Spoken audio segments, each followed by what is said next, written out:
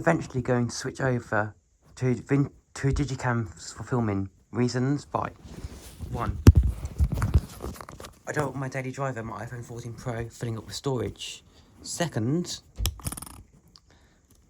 cameras have expandable memory, so SD cards. And thirdly,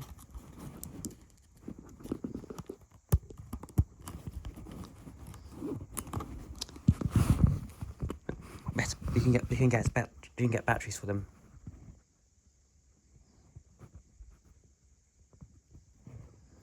The UK mark on the battery though. Does that breach UKCA law? I'm not too sure.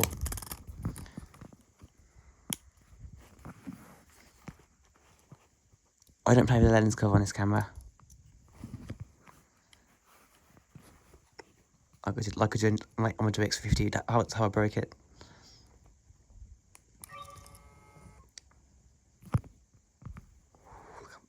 Check out the zoom.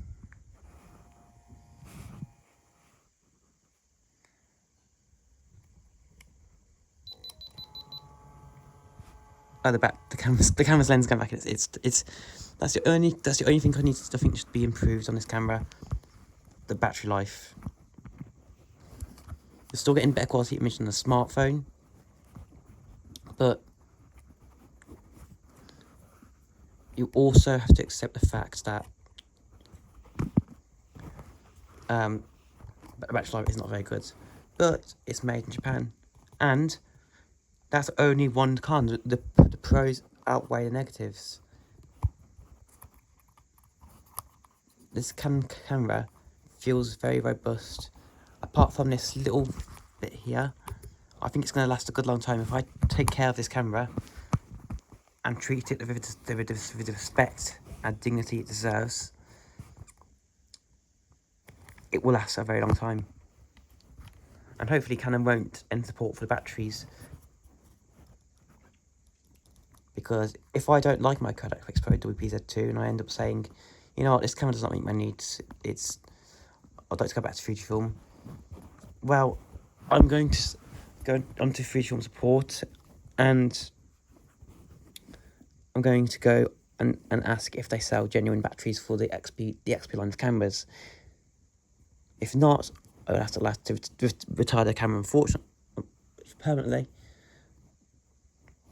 And if I end up saying that the Kodak Pix Pro is not up to it, I don't think, as much as my Fujifilm was, because my Fujifilm, it was designed.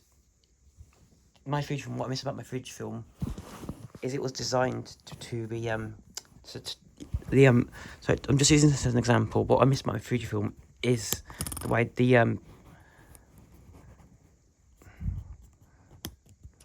is the way you turn it to lock.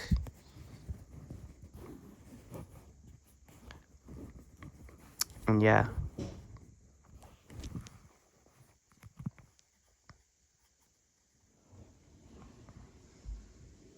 So, eventually, when this camera gets used, it is in used condition, but still in good condition, it's going to become my daily driver camera that I carry around with me. But it won't be my camera that... It won't be my everyday camera for everyday life. What's gonna be that camera for now? Well, for now, I'm quite impressed with the Kodak Pix Pro WPZ2. It does well for what it is. It is what it is. It's okay. 1080p is not that outdated, so I'm happy at least I've got a 1080p camera.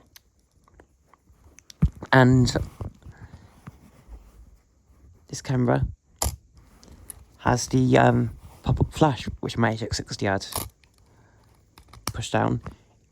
It doesn't feel quite as robust as the HX60 one does, though. But I think it's gonna last. I still think it's gonna last.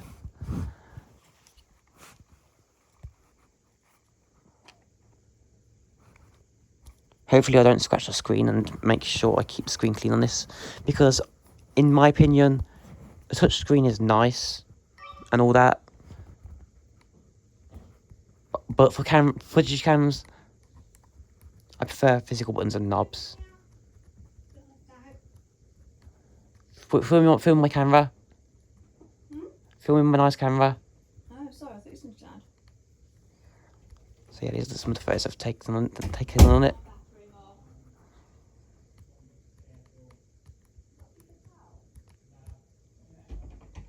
Very, very good quality photos.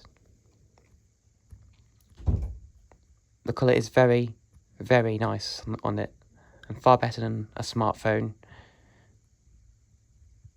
It's not quite as good as my 14 Pro, I don't think, in terms of photography, but it's still nice. And I like how intuitive the software is as well. It's very reliable. Fujifilm's was a bit buggy at times, but the XP130 had more cons than pros. So if you look at the pros of the Fujifilm and don't insult the camera for its cons, then it's good. What I can't stand is people. What I can't stand is people saying that. I do respect opinions, but what I can't stand is idiots who think it's okay to judge camera brands due to our personal preferences, and you know. So I'm going to talk about this here. It's the same for computer brands. You should not. I don't. And you can't go around saying, "Oh, Canon's horrible. It's horrible. It's horrible. It's horrible." What do you expect? The cameras from that time period. What do you expect? Honestly, what do you expect? And digicams are just so much more fun to use, in my opinion, as well. And Canon is a good make. Just because their camera is old doesn't mean it's awful for 2024. I still use old digicams just to take I still use 2000 that Canon power shot, whatever it is, I can't remember it is what it is now. I use that for my daily photography, you know what I mean?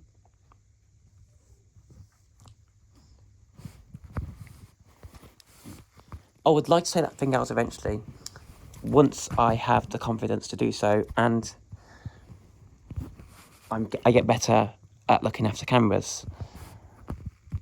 I think I looked after my HX60 well until I scratched the screen. The WX350 didn't really care about it, I don't think. I tried to care for it, but I was a bit heavy-handed on the lens, and that caused it to break. This Canon, though, I'm always going to use a strap because I feel this camera is going to, because it's quite heavy. I feel it's going to fall off my wrist, so I'm going to be using a strap a lot on this camera. So you guys are going to get used to it. I'm not really a strap person. The only time I'll use not use a strap on this camera is when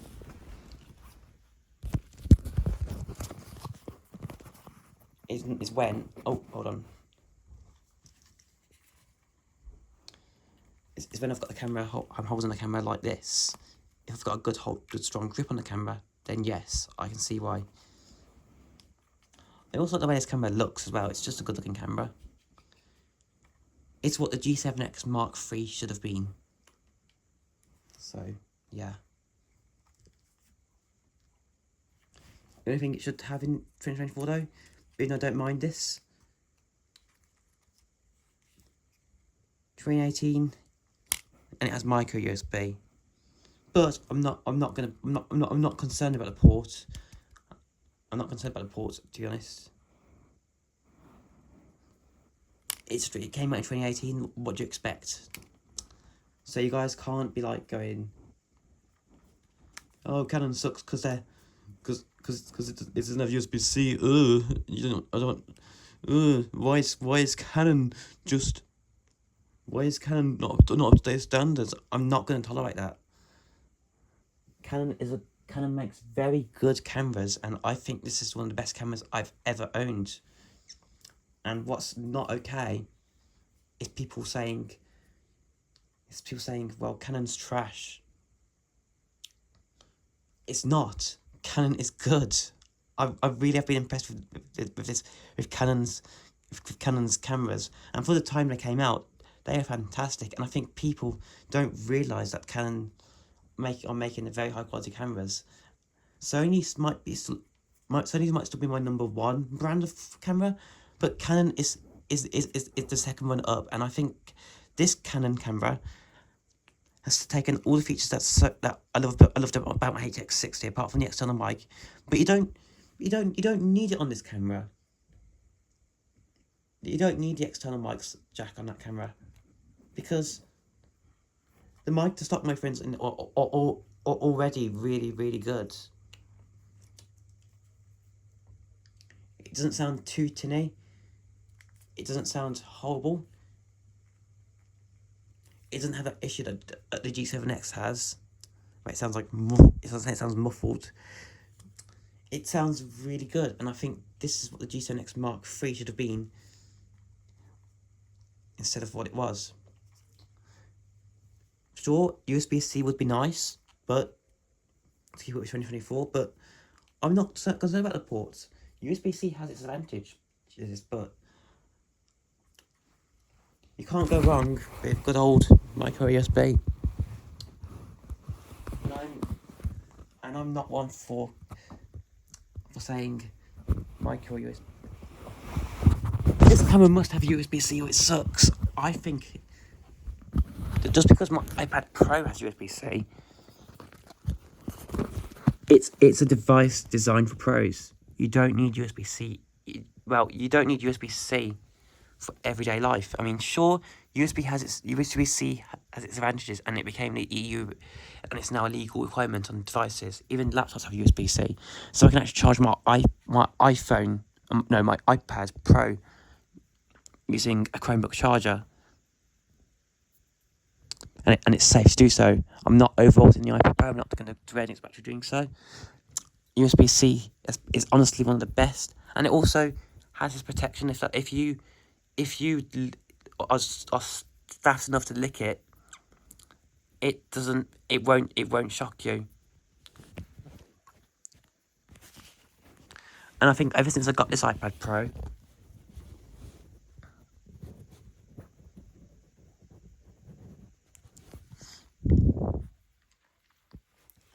I think USB-C is amazing, but I don't think I don't think Lightning's outdated at all. I think Lightning's still got its advantages as well, but USB-C is still a good connector, and so is Lightning, as long as you maintain it. But what's not okay is just saying that if it doesn't have USB-C, it sucks. Does the iPhone 14 Pro suck because it doesn't have USB-C? No, it does not.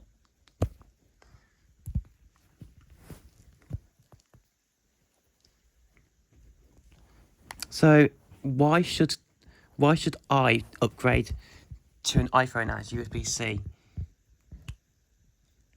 when I still think Lightning connectors are still durable, and they still are a durable connector? Oh, it would be nice to have USB-C. I'm not saying USB-C is the future, because it is, but Lightning is still good. Lightning is still a good connector. It was a revolution for the time. Apple were ahead of their time with Lightning, and I think Lightning is still a good connector as long as you choose a good quality charger that's safe to use with your iPhone. It's good members one. It has good. It feels good quality, but the this because it's metal, it feels conductive. So that's something I don't like about it. But yeah, I'm not insulting cables. I'm just saying that I don't think metal cables are a good idea, because I can feel the current drawing through it. But what I think's a nice feature though, is a braided cable like what's on my iPad Pro. I mean, what we're doing now, because iPad Pros don't have USB-C. Well, what I do now is when I'm charging the iPad Pro in my room, I make a compromise. I put on this nice 20-watt Apple USB-C to USB-C charging brick, which you can no longer buy anymore. Wait, no, it's no longer included. You have to buy it separately. I think this is a good feat. I think this is a good charging brick. It charges my devices fast, and I like it. It's got some wear and tear on the pins there. That's gonna be normal. But I also like the way you can collapse the Oops, I'm out of focus there. Ugh. I like the way you can fold down the pins, so it's not a dripper, and I think all plugs should have that. Apple are innovating every step of the way, and that's why I'm an Apple sheep. I love Windows as well, but Apple is my number one favorite computer brand, and because of this innovation that you see on Apple devices, as what's made me into the Apple fan I am today. I would be quite happy to own a Windows gaming PC and an iMac together. I'd keep the iMac as my editing machine for when it gets but if I want to get into like big games that require higher end CPUs and things, I think having a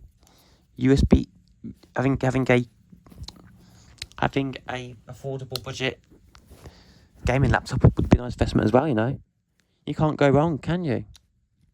No, you can't. And it's not being greedy. It's nice things to have.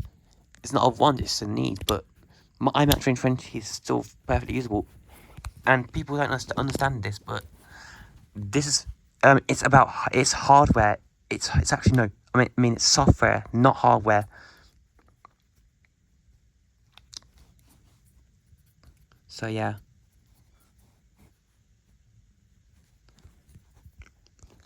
As long as you use the right software that meets your computer's needs, like OBS Studio, for example.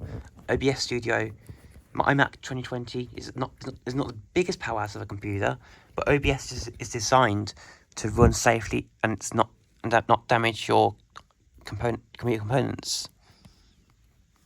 So yeah.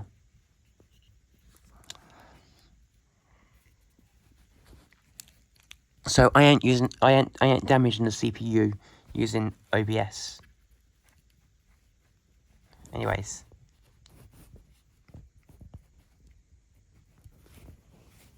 My next machine though will be probably a Razer.